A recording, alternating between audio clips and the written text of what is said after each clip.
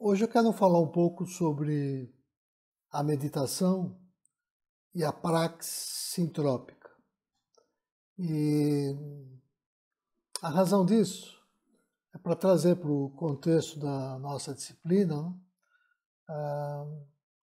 um artigo, um capítulo de livro, na verdade, que eu escrevi, chamado The Yoga of the Bhagavad Gita, Spirituality, Meditation and the Rise of a New Scientific Paradigm.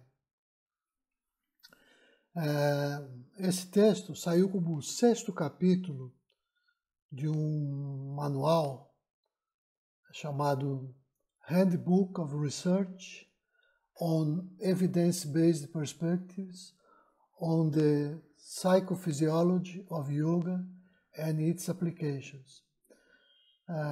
Esse manual foi organizado pela Shirley Telles e pelo Ram Kumar Gupta, ambos do Patanjali Research Foundation, na Índia. O texto foi lançado em agosto de 2020, copyright 2021, está disponível impresso ou como e-book. Também ele pode ser adquirido por capítulos, simplesmente, né? Então, a razão para eu trazer isso à tona é por causa dessa minha questão básica também aqui na nossa disciplina, CMT 014, a arte e a ciência da meditação. Minha pergunta é essa: o que é meditação? Então, assim, de uma forma breve, meditar é a Orixadá.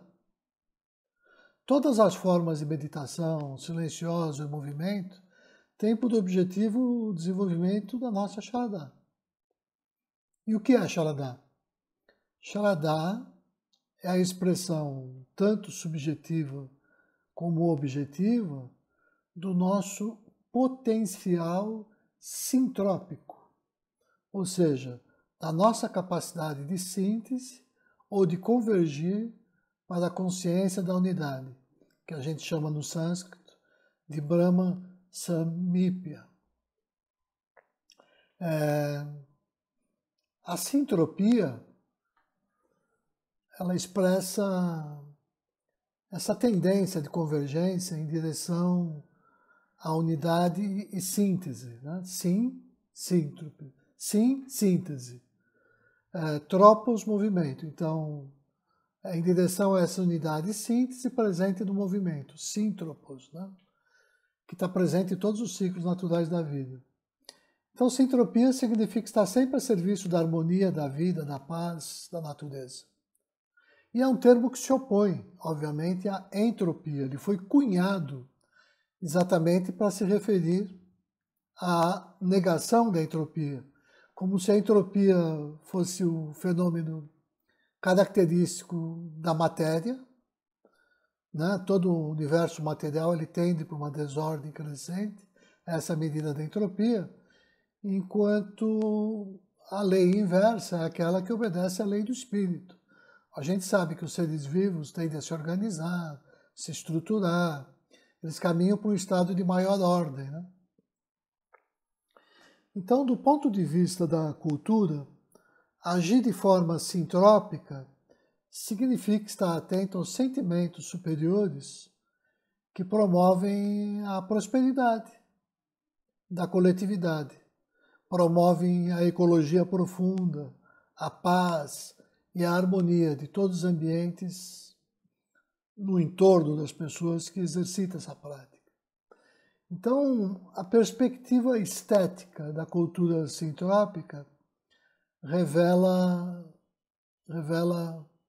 o próprio espírito do universo. Ela faz do universo uma obra de arte, uma espécie de poema cósmico, onde o solo, os rios, a água e o próprio ar que respiramos, né, eles funcionam como partes de um ambiente sagrado e em perfeito equilíbrio. Então eu trato disso no meu livro blog, Dhyana Bindu Bhagavad Gita, o supremo canto do Senhor sobre a arte e a ciência da meditação.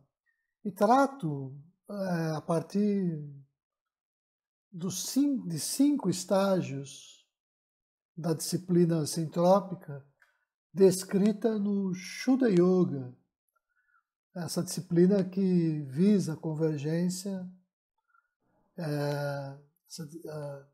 essa disciplina que decorre de Shalada, que é a verdadeira bússola do processo natural da meditação. Então essa disciplina quíntupla, ela é formada do que a gente chama em sânscrito Sankalpa, tem a ver com as nossas resoluções, as nossas decisões firmes de cumprir a disciplina. Rishinyasa, ou seja, quando a gente se alinha como expressão da vontade cósmica e suprema. Terceiro é Viniyoga, que é aquela capacidade de reiniciar. Está imortalizado na música brasileira com aquela expressão. Levanta, sacode a poeira e dá a volta por cima. Ou seja, se você a qualquer instante se perdeu, se desconectou, perdeu a noção de onde você estava, acha que tua experiência toda ficou lá atrás, você não sabe de onde retomar o projeto, nada disso importa. Você retoma do ponto que você está. E essa capacidade é o que a gente chama de Viniyoga. Depois Satyatyaga, que é quando a gente se consagra à própria manifestação da vontade cósmica.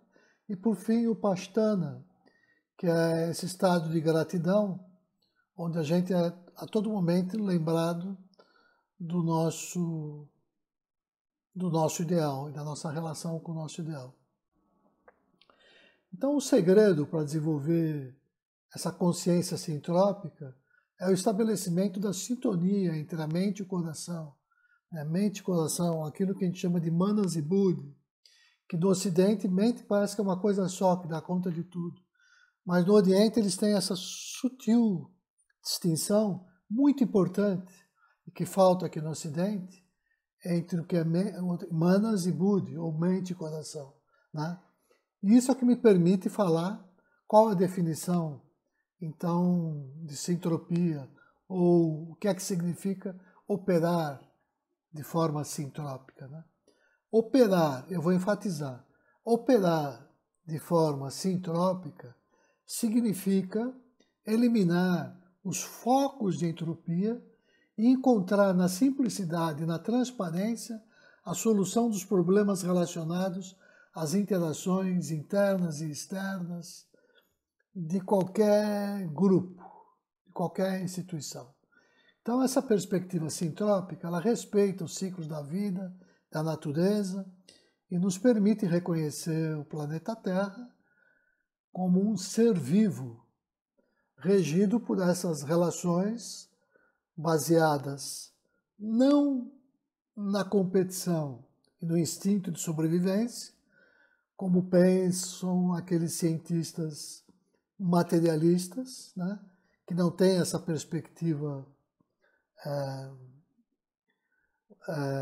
do sentimento superior, né, que mostram que, na verdade, o planeta Terra, quando é entendido como um ser vivo, ele é regido pelo altruísmo biológico, pela cooperação, como já nos mostraram filósofos como Maturana, com seu colega Varela, aqui no Brasil, Antônio Nobre e muitos outros. Então esse é um resultado novo da biologia e já existe um certo consenso em torno disso. Então essa visão de mundo sintrópica, ela capta os fatos antes de toda a fixação meramente racional, lógica, né?